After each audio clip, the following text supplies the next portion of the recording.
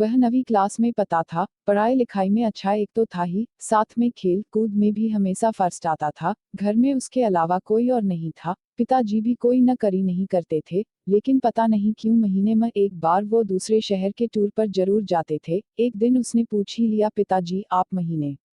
उसके पिताजी ने उसको, बेटा पहले मैं सरकार नौकरी में था, लेकिन तुम्हारी माँ के निधन के बाद मैंने नौकरी छोड़ दी। मुझको अपने जमा पैसों का कुछ अंश पेंशन के रूप में मिलता है, जिसको लेने में शहर जाता हूँ। यह बात सुनकर बालक चुप हो गया और वहां से चला गया। जनवरी माह आ गया था। उस बालक ने पिछले साल की तरह ही इस साल भी वह अच्छी तरह से पढ़ाई में लग गया और देर रात तक पढ़ाई करता रहता था। हर दिन की तरह वह अपने कमरे में बैठकर पढ़ रहा था कि अचानक एक सफेद कार उसके घर के सामने आकर रुकी। वह खिड़की से झांकने लगा। उसने देखा 3 आदमी कार से उतरकर बातें कर रहे थे।